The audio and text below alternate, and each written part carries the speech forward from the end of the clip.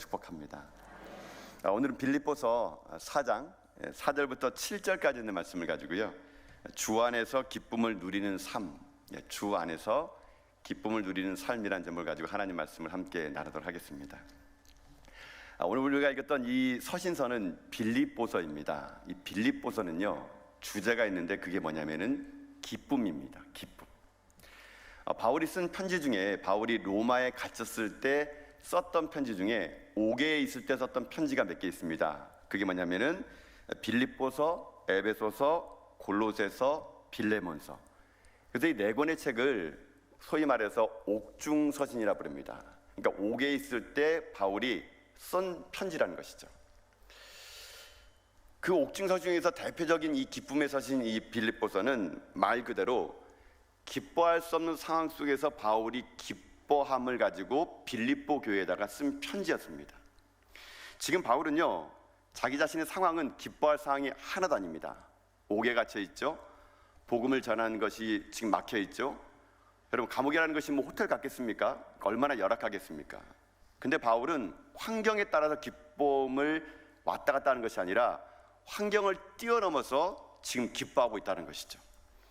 여러분, 그래서 진짜 기쁨은 뭔지 아십니까? 진짜 신앙인에게 기쁨은요, 환경을 뛰어넘는 기쁨입니다. 내가 좋을 때 기뻐하는 거, 그거 누구나 할 수 있습니다. 그러나 믿음의 사람은 환경과 여건과 관계없이 기뻐함으로 말미암아 내 삶의 환경을 바꾸어 나가는 사람들, 그런 사람들을 우리는 그리스도인이라고 부른다는 것이죠. 바울은 지금 감옥에 갇혀 있지만 전혀 그는 위축되지 않았습니다. 오히려 주 안에 있기 때문에 더 기뻐하고 더 기뻐했습니다. 여러분과 한번 생각해 봅시다. 그러면은 지금 누가 갇혀 있는 것입니까?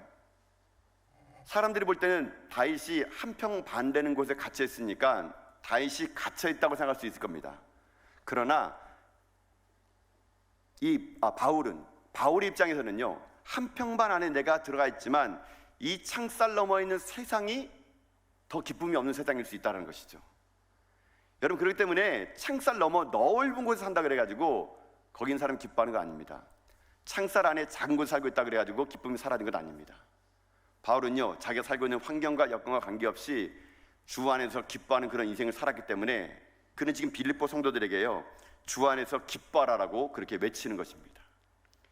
저는 바울의 심정을 가지고 오늘 여러분에게 외치겠습니다. 여러분, 주 안에서 기뻐하십시오. 여러분의 기쁨이 주 예수 그리스도가 될 수 있기를 주님의 이름으로 축복합니다. 아무 이유 없이 기뻐하면 안 됩니다.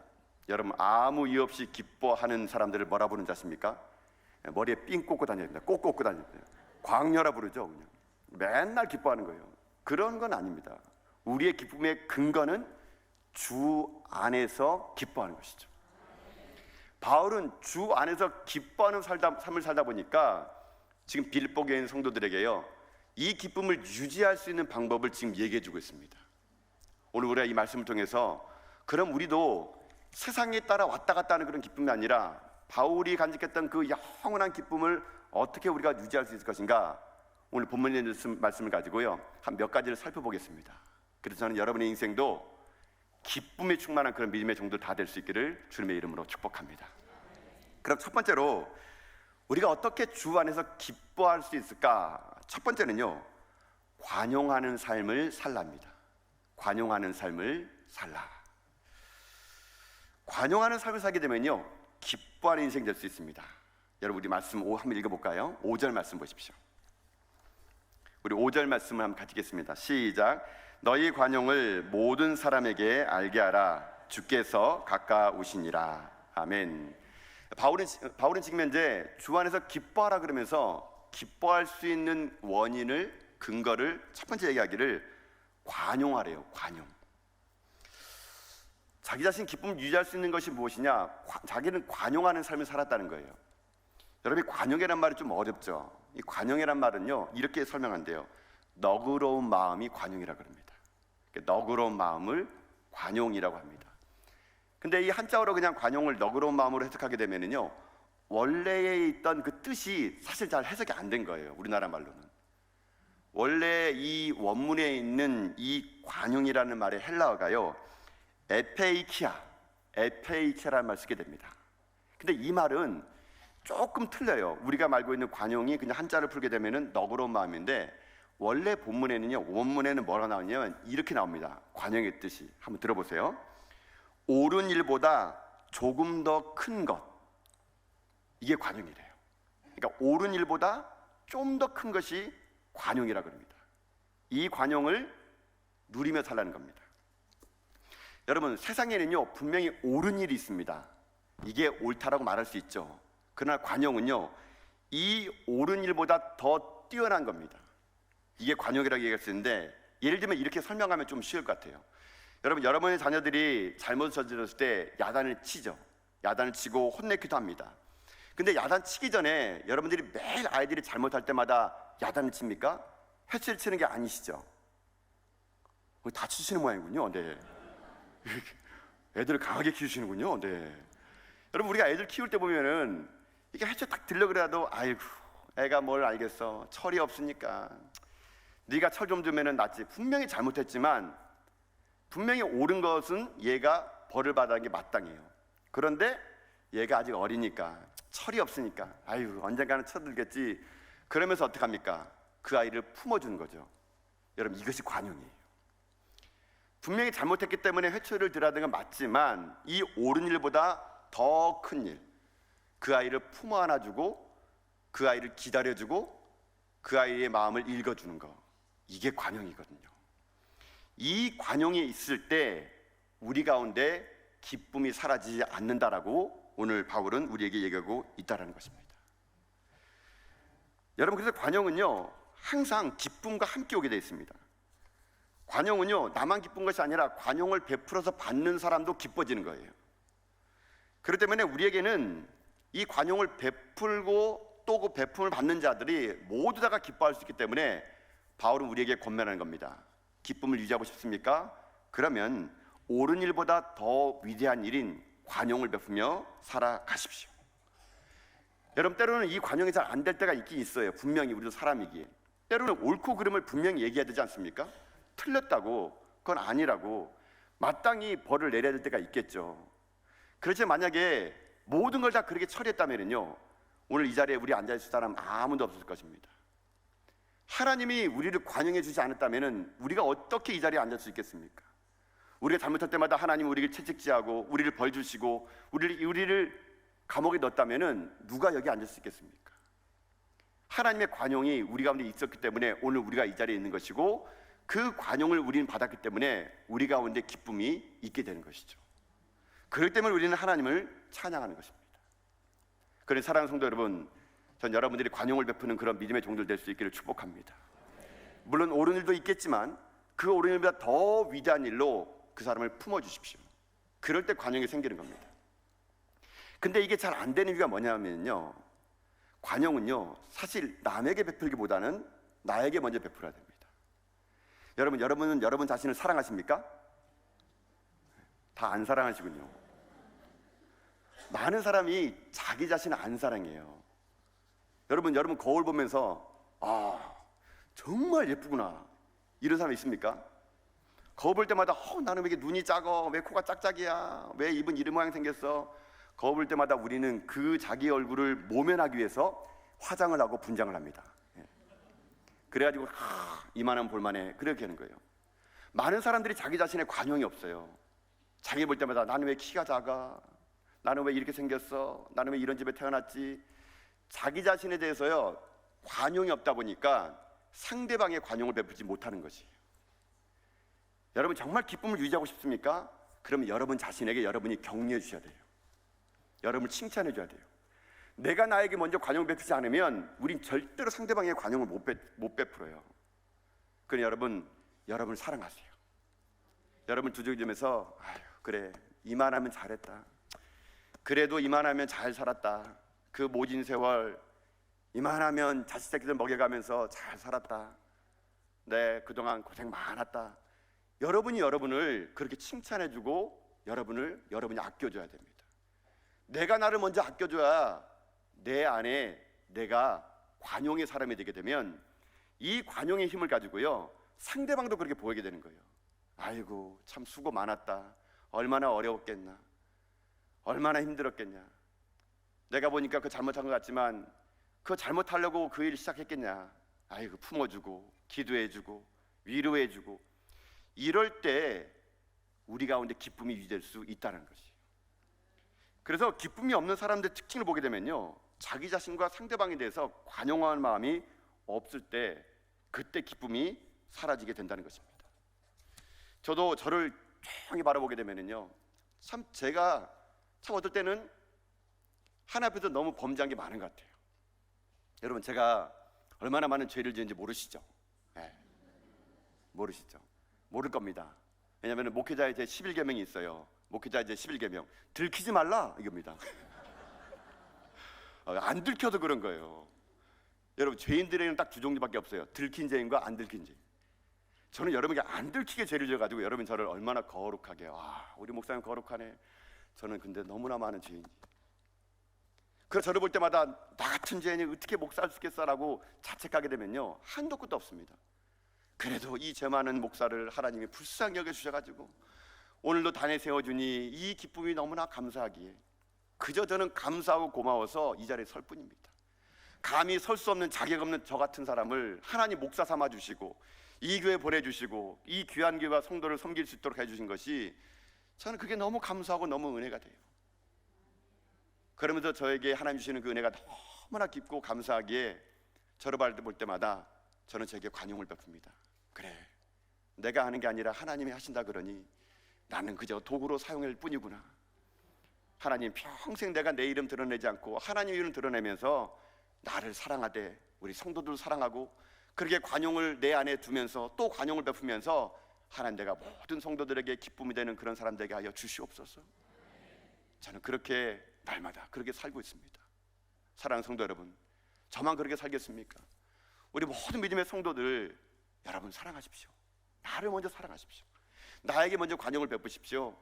때로는 잘못할 수 있지만 너그럽게 내가 나를 먼저 품어주고 옳은 일보다 더 위대한 일인 관용을 내게 먼저 함으로 말미암아 이 기쁨이 나에서부터 시작하여 우리 집에 있는 사람까지 흘러내려가 전 여러분들이 언제 어떤 자리에 있든지 기쁨이 충만한 여러분 다 될 수 있기를 여러분 주님의 이름으로 축복합니다. 첫 번째 기쁨을 유지할 수 있는 비결이 관용을 베풀라 그랬어요. 그럼 두 번째로 기쁨을 유지할 수 있는 비결이 무엇이냐면요, 염려 대신 기도하면 기쁨이 넘칩니다. 우리 말씀 한번 읽어볼까요? 6절 말씀 읽어보겠습니다. 우리 6절 말씀 읽겠습니다. 시작. 아무것도 염려하지 말고 오직 모든 일에 기도와 간구로 너희 구할 것을 감사함으로 하나님께 아뢰라. 아멘. 두 번째 우리가 기쁨을 유지할 수 있는 게 무엇이냐면요, 염려 대신 기도하는 겁니다. 여러분 염려하시죠? 네, 다 알고 있습니다. 제가 여러분 염려하는 거니까. 우리는 염려의 달인들이에요. 너무 많은 염려를 하고 있습니다. 여러분, 근데 염려해가지고 염려가 없어지면은 염려가 없겠네요. 염려해가지고 염려는 안 없어지는 겁니다, 여러분. 만약 여러분들이 염려가 정말 좋은 거라면요, 염려를 계속해야죠. 우리 교회 염려위원회를 만들어야 됩니다. 근데 맨날 염려하는 거예요. 염려. 뭐 우리 장로님들 다 모여서 맨날 교회 염려. 여러분, 염려의사가는요, 예수님도 얘기하잖아요. 한 키나 잘할 수 없는 거예요. 염려는 여러분 무익한 겁니다. 염려는요, 우리 가운데 아무 유익이 안 줘요. 염려가 깊어지면요, 기쁨이 사라지게 되어 있습니다. 하나님 우리에게 명령하세요. 염려 조금만 하세요. 이게 아니에요. 염려하지 말라, 이렇게 얘기했을 겁니다. 여러분, 저는 여러분들 염려하지 않으시길 축복합니다. 염려는요, 우리에게 기쁨을 앗아가 버리는 거예요. 바울은 지금 감옥에 있는 자기 자신을 바라보면서 염려하지 않았습니다. 그는 염려 안 했으면 뭘 했느냐? 기도했습니다. 여러분, 염려라는 건 뭐냐면요, 염려는 한자어로 마음이 나눠진다는 거예요. 마음이 나눠진다. 이게 염려예요. 내 마음이 나눠지는 게 염려예요. 그래야 여러분, 인간이 여러분 몇 가지 생각하는지 아세요? 사람이 몇 가지 생각할까요? 5만 가지 생각합니다. 5만 가지 생각해요, 인간은요. 5만 가지 생각하는 것이 염려예요. 우리 마음이 찢어지고 나눠지는 게 염려예요. 그러니까 마음이 찢어지고 나눠지니까 불안한 거죠. 두려운 거죠. 그럼 기도는 뭘까요? 기도는 마음을 모으는 게 기도입니다. 염려가 마음을 찢는 거라면 기도는요, 마음을 모으는 거예요. 그러하기 때문에 우리가 기도하고 나가게 되면은 우리의 찢겨진 마음이 모아지게 되고요, 마음이 모아지게 되면 내 안에 잃어버렸던 기쁨이 회복될 수 있기 때문에 하나님 우리 가운데 염려하지 말고 기도하라는 것입니다. 여러분, 염려할 시간 있으면 기도하세요. 어떤 분이 이렇게 염려하더라고요. 막 자기네끼리 모여 앉아가지고 막 염려를 하면서, 너는 이런 염려해봤니? 어머, 놀라운 염려하는구나. 그러면서 막 자기 자신이 큰 염려하는 걸 막 얘기해요. 여러분, 이건 좋은 게 아닙니다. 우리가 모일 때마다 해야 되는 것은 염려가 아니라 기도입니다. 우리가 염려하는 것이 아니라 기도하며 나가면 하나님은 우리의 기도의 역사를 통해서 우리 가운데 잃어버렸던 기쁨을 회복하여 주시는 것이에요. 근데 제가 이렇게 염려하지 마세요 이렇게 설교를 해도 여러분, 인생이라는 것이 염려를 떠날 수 없어요. 여러분 아마 오늘 이 성전문 나가자마자 염려할 거죠. 나가면 비 오면 어떡하지? 오늘 저녁 뭐 먹지? 우리 오늘 학원 갔다 왔나? 또 염려하는 거예요. 우리 인생은요. 그럼 어떻게 해야 될까요? 염려는요, 어찌 보면은 인간이 이 세상에 두 발을 딛고 살아가는 동안에 있어서 계속 우리를 찾아올 거예요. 불편한 손님으로. 그럴 때마다 여러분 기도를 의도적으로 해야 됩니다. 의도적으로. 제가 왜 기도하는 줄 아세요? 저는 기도 안 하면요, 제 마음에 염려가 들어올까 봐 기도하는 거예요. 제가 기도하지 않으면 염려가 제 마음에 들어와 버리거든요. 저는 그래서 기도해요. 기도로 제 마음을 지키는 거예요. 기도하여 제 마음을 지키면 염려가 들어올 시간이 없는 겁니다. 그러다 보니까 내 마음에 기쁨이 넘쳐나는 겁니다. 여러분, 그래서 여러분들이 염려가 들어오는 걸 어쩔 수 없어요. 그렇지만 우리가 기도하여 내 마음을 지키면 이 땅 가운데 우리가 염려하는 인생이 아니라 기뻐하는 인생으로 바뀌는 그 은혜가 임할 거라고 믿습니다. 여러분 모두 다가 염려하지 마시고요, 감사함으로 하나님께 아뢰는 그런 믿음의 종들 되어서 여러분 이 땅 가운데 기쁨이 충만한 그런 믿음의 종들 다 될 수 있기를 여러분 주님의 이름으로 축복합니다. 마지막 세 번째로 우리가 기쁨을 누리는 삶을 살려면 어떻게 되느냐? 마지막 세 번째로는요, 하나님이 평강이 임할 때만이 기쁨을 누릴 수 있는 거예요. 하나님이 평강이 임할 때만이 기쁨을 누린다. 자, 내가 관용을 베풀고 염려하지 않고 기도하게 되면은 어떤 결과가 나에게 나오느냐? 여러분 7절 말씀 한번 읽어볼까요? 우리 7절 말씀 읽겠습니다. 7절입니다. 시작. 그리하면 모든 지각에 뛰어난 하나님의 평강이 그리스도 예수 안에서 너희의 마음과 생각을 지키시리라. 아멘. 여러분 봐보세요. 내가 염려하지 않고 감사함으로 기도하면은 하나님이 기도의 응답으로 먼저 주시는 게 뭔지 아세요? 내 마음에 평강을 주시는 겁니다. 막 여러분들이 하나님 우리 아들 대학 들어가게 주세요. 하나님 내일 이 일이 잘 돼야 됩니다. 하나님 내 사업이 잘 돼야 됩니다. 그러면 하나님이 먼저 여러분의 대학 붙여주고 사업 잘 되게 해주고 일 잘 해결해 주는 거 아닙니다. 그건 그 두 번째 일이에요. 여러분이 정말 기도의 응답을 받은 그 확실한 증거는 뭐냐면요, 기도하고 나면 내 마음에요 평강이 먼저 임하게 돼 있어요. 두려움이 사라지고요, 평강이 내게 임하는 거예요. 땅의 평강이 아니라 하늘의 평강이 먼저 임하면 하나님은요 그 평강의 마음을 통해서 그 다음에 여러분의 소원을 이뤄주시는 분이세요. 오늘 본문에 나와 있지 않습니까? 모든 지각이 뛰어난 하나님의 평강이 그리스도 예수 안에서 너희의 뭘 지킨다고요? 마음과 생각을 지키는 거예요. 불안한 마음, 염려하는 마음, 근심하는 생각 다 떨쳐버려주고 하나님이 거기에 평강을 주시는 거예요. 이게 기도의 응답이에요. 여러분 그렇기 때문에 기도는 얼마만큼 해야 되는지 아세요? 물론 시간을 여기서 1시간, 2시간 하는 것도 좋지만 기도는 언제까지 해야 되는지 아십니까? 내 마음의 두려움이 사라질 때까지 하는 거예요. 내 마음의 두려움이 사라질 때까지 기도하는 게 진짜 응답이에요. 여러분이 이전에 나와가지고 열심히 기도했는데 나갈 때 마음이 두려워, 근심돼, 그러면 여러분 기도한 게 아니에요. 그냥 내 속풀이하고 한 겁니다. 진짜 기도의 응답은요 내 안에 평강이 임하는 거예요.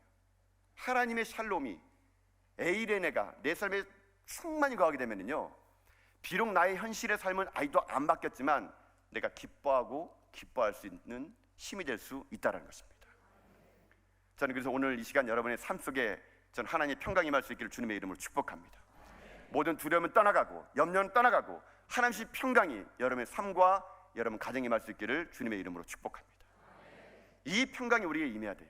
이 기쁨이 충만할 때 우리는 바울처럼 거친 길을 지나가고 때로는 힘들고 어려운 삶을 살지라도 내가 매일매일 주와 함께 기쁨의 걸음을 갈 수 있는 그런 믿음의 사람이 될 수 있다는 것입니다.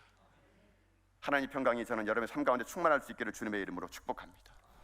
늘 언제나 이 땅의 평화가 아니라 하나님의 샬롬의 평강이 여러분의 삶과 여러분의 일터와 여러분의 자녀들과 여러분의 가문 가운데 영원토록 함께할 수 있기를 주님의 이름으로 축복합니다. 말씀을 마치겠습니다. 오늘은 바울이 있는 빌립보서의 말씀을 가지고 이 바울의 기쁨의 원인이 무엇인지를 우리가 함께 살펴보았습니다. 기뻐할 수 있는 것은 첫 번째 무엇입니까? 관용하라는 겁니다. 그리고 두 번째는 뭡니까? 염려 대신 기도하는 겁니다. 세 번째는 무엇입니까? 하나님의 평강을 바라는 것입니다. 여러분 모두 다가 이 시대에 여러분이 제2의 바울이 되어서 여러분 인생이 빌립보서가 될 수 있기를 주님의 이름으로 축복합니다.